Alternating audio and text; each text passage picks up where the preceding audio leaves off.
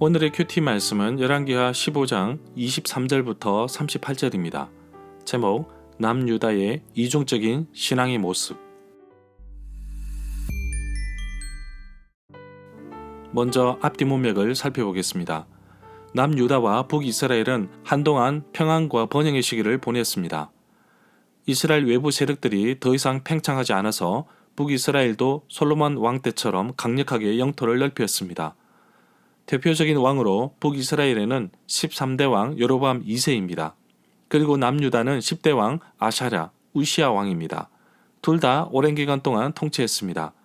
문제는 이 두 왕 모두 여호와 보시기에 선한 왕이 아니었습니다.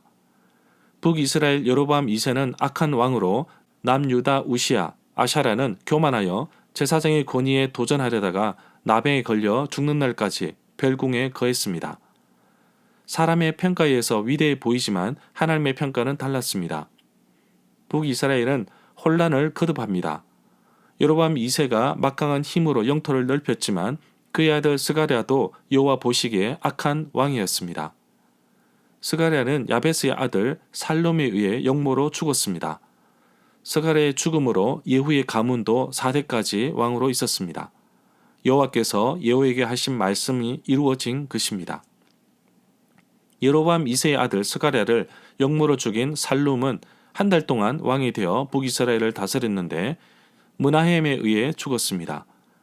므나헴 역시 여호와 보시기에 악한 왕이었습니다.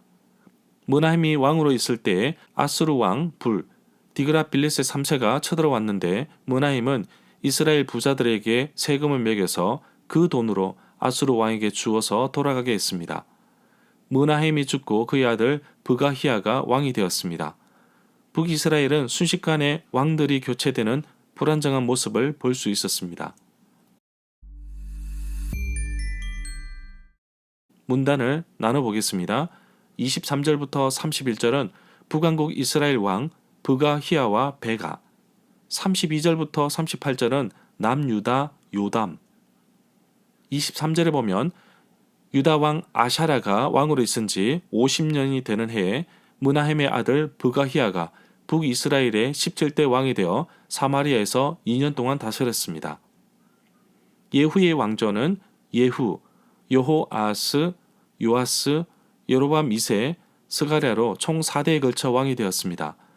살룸과 므나헴은 반역을 통해 왕이 된 사람입니다. 므나헴은 자기 아들 브가히야에게 넘겨주었습니다. 24절에 보면 브가히야는 여호와 보시기에 악한 일을 행하였습니다.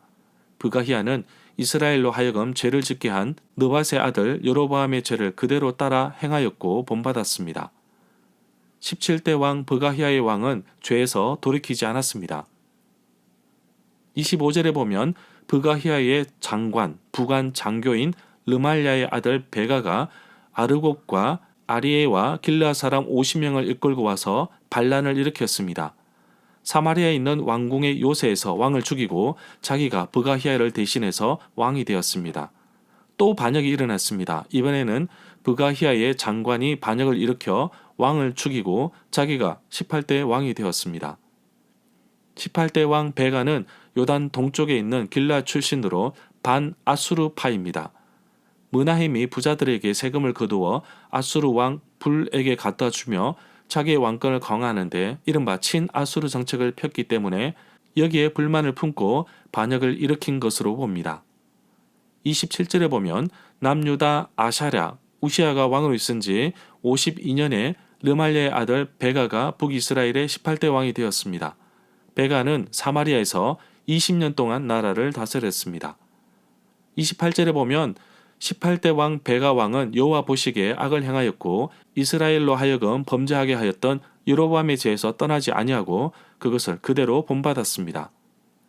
29절에 보면 북이스라엘 베가 왕의 반아수르 정책은 온 나라를 폐허로 만드는 결과를 초래하였습니다. 아수르는 북이스라엘 북쪽 지역과 요단 동쪽 지역을 점령하고 백성들마저 아수르로 끌고 갑니다.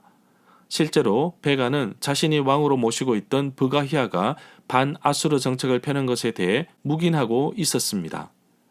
브가히아는 16대 왕 므나헴의 아들인데 므나헴이 반아수르 정책을 폈고 므나헴이 살해한 15대 왕 살룸 왕은 친아수르 정책을 폈던 사람입니다. 친아수르 정책으로 인해 백성들이 힘들어하자 므나헴이 반역을 꾀하여 왕을 죽이고 자신은 반아수르 정책을 폈는데 이것이 백아까지 흘러왔다고 보면 됩니다. 30절에 보면 남유다 우시야 아샤르의 아들 요담이 왕으로 있은 지 20년 되는 해에 엘라의 아들 호세아가 르말리아의 아들 베가를 반역하고 죽였습니다. 그리고 베가 뒤를 이어 왕이 되었습니다.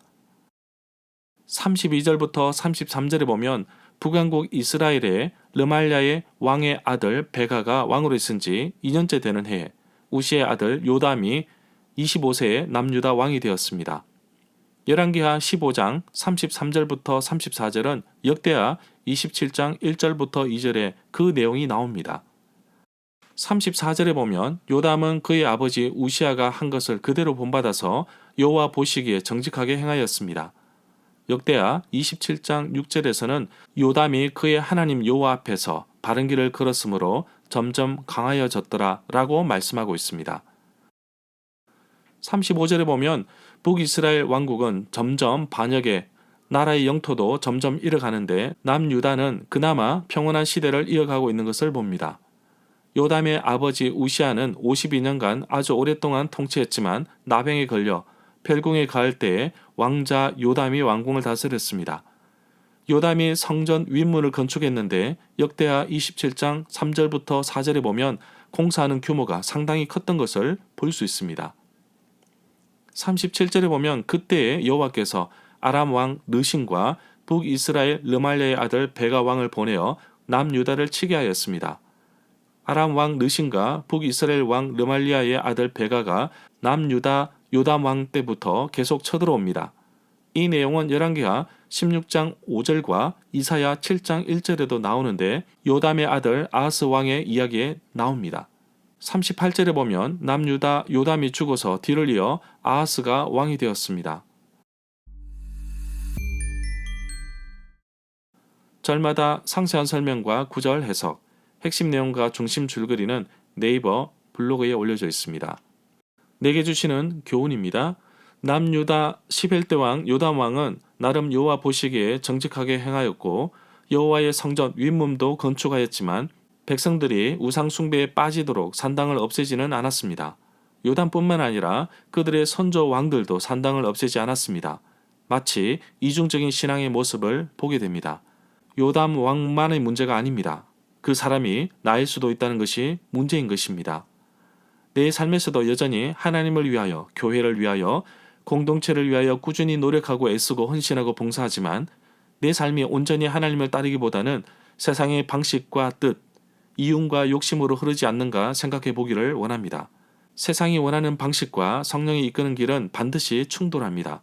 결정은 나 자신의 몫입니다. 어느 쪽으로 더 많은 생각과 행동과 헌신과 기도와 열정을 쏟느냐에 따라 나의 삶은 완전히 달라질 것입니다. 내 삶에 작은 죄악의 불씨라도 제거해야 합니다. 남유다의 경우 산당의 죄악을 없애지 못한 것이 하나님의 경고를 불러왔고 더 나아가 우상숭배로 인해 나라가 망하는 결과를 가져왔습니다. 우리는 두 주인을 섬길 수 없습니다. 세상과 하나님을 동시에 섬길 수 없습니다. 신앙의 생활에서 중간지대는 없습니다. 하나님 아버지, 나의 삶에서 산당과 같은 죄악의 불씨가 제거될 수 있도록 도와주옵소서. 산당과 성전은 동시에 존재할 수 없습니다. 오직 하나님만 바라보게 하옵소서. 나의 마음이 온전히 하나님만 바라봅니다. 산당이 사라지기 전까지 꾸준히 나의 주변에서 하나님의 경고의 음성을 들려주실 텐데 그 음성을 듣고 깨닫고 하나님께 돌아오며 죄악의 불씨를 완전히 제거할 수 있는 힘과 용기를 다하여 주옵소서.